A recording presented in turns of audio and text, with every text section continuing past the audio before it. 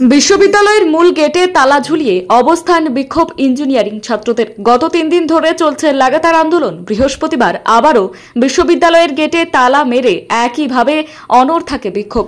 নদিয়ার হরিণঘাটা মোহনপুর বিসিকেভি কৃষি গবেষণা বিভাগের ছাত্রছাত্রীদের এই বিক্ষোভকে কেন্দ্র করে চরম উত্তেজনা। ইঞ্জিনিয়ারিং ছাত্র আহাদুল্লাহ শেখের দাবি, আমাদের একটাই মূল উদ্দেশ্য এই আন্দোলনের, সেটা হলো যে এগ্রিকালচারাল ইঞ্জিনিয়ারিং অফ ডাইরেক্টর নিয়োগ করা। সেইটাই আমাদের এখানকার মূল দাবি।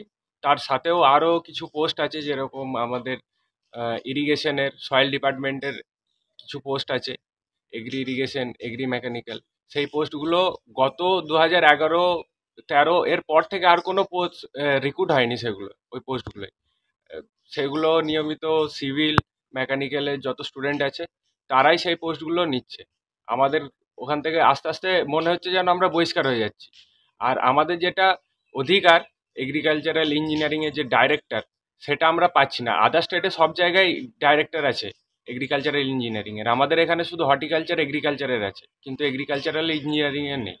তো ওটাই আমাদের মেন দাবি যে আমরা 4 বছর পড়ছি, আমাদেরকে তো মাথা গোঁজার একটা জায়গা দেখতে হবে, কিন্তু সেটা আমরা পাচ্ছি না এখানে। ওর জন্যই আমাদের এই আন্দোলন করা। কদিন ধরে চলছে এই আন্দোলন? এই আন্দোলন গত 3 দিন ধরে কন্টিনিউ চলছে। যদিও এই ঘটনায় বিশ্ববিদ্যালয়ের ঊর্ধ্বতন কর্তৃপক্ষের কোনো প্রতিক্রিয়া পাওয়া যায়নি, কিন্তু ছাত্রদের তরফ থেকে চলছে লাগাতার আন্দোলন। বিক্ষোভকারীদের একাংশের অভিযোগ, কেন সময় মতো নিয়োগ হচ্ছে না। তারা এই বিষয় নিয়ে বারবার জানিয়েছিলেন কর্তৃপক্ষকে। অন্যান্য নিয়োগের ক্ষেত্রে রয়েছে যথেষ্ট অনিয়ম। শিক্ষাবর্ষে তাদের ভবিষ্যৎ নিয়ে রয়েছে অনিশ্চয়তা। এর দায় কে নেবে? অবিলম্বে এর সমাধান করুক বিশ্ববিদ্যালয় কর্তৃপক্ষ। এখন দেখার, বিশ্ববিদ্যালয় বিক্ষোভকারী ছাত্রদের দাবির মান্যতা দেয় কিনা। Bureau report, timeless ডিপিকশন news.